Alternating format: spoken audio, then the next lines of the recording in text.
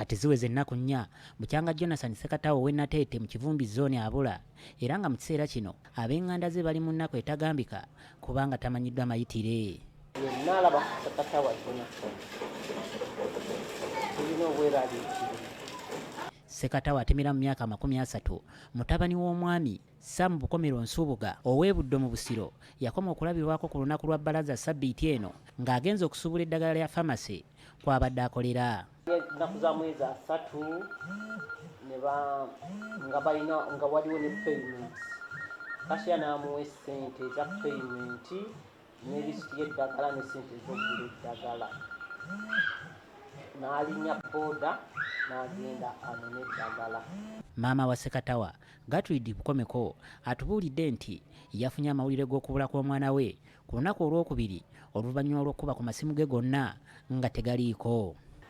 Era ne baddamu ne bakuba kusimunye ku ssaawa nga 4 nga ajje aggalewo oba babuli oba babateeka ebisumuzo era nga teriiko. Kati okuva ku olwo omulimu era omukozi omu yali ajja okukola ku Lwokumande n'amusanga Emengo booda ng'akutte bokisi ng'atudde ku booda akutte bokisi. Kati twavuddeawo ne tugenda ennateete ku poliisi.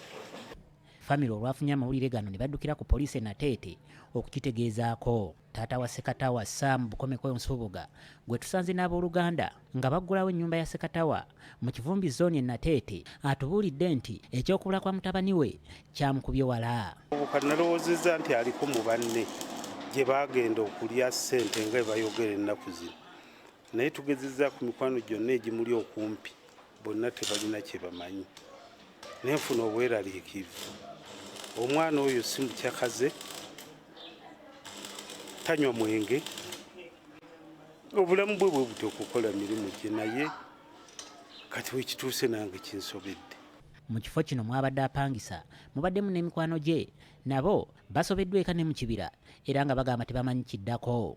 Famire ya Jonathan Ssekatawa okutuusa essaawa ya leero ekyabuliddwa eka ne mu kibira oluvannyuma lw'ennaku nga 3 nga talabika era nga bamunoonyezza mu buli kitundu kye basuubira okuba nga mwali naye nga taliiyo. Nawanca tugenda emulago mu Kazolite ne tukebera mu bitabo nga taliimu. Abatugamba abamu bwe baba balese nga bafu babatwala butereevu mu mochari. Ne tugenda mu mochari n'engenda mu mochari nayo nenkebera nga taliiyo.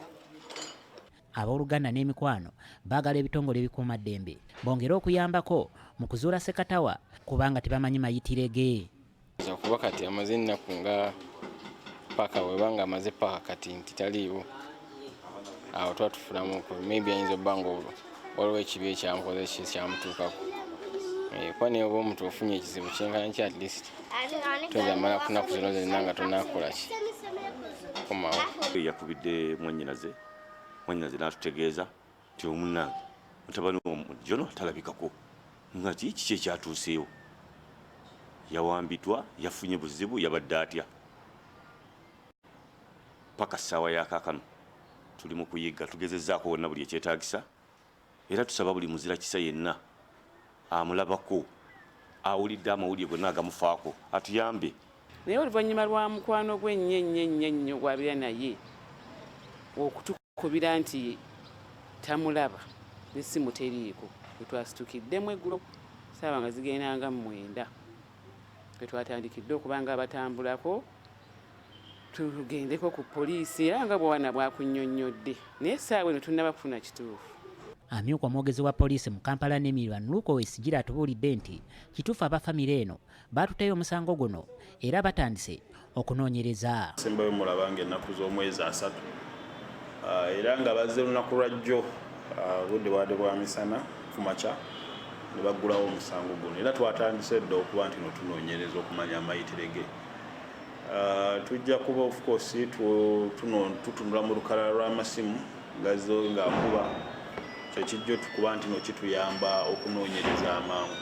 Ssekatawa abadde akola mu famasi era nga kigambibwa nti basembyeyo okumulaba olunaku lwa bbalaza olw'eggulo ng'ali mu bitundu by'Emmengo kyokka oluvannyuma teyadda ku mulimu yadde awaka.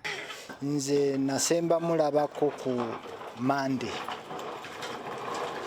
nsemba mulabako ku Mande ng'afuluma kubanga neera wano nange navaawoko obudde bwa ku Mande. Chris Malimu Semakola, BBS Fina, Gamboze.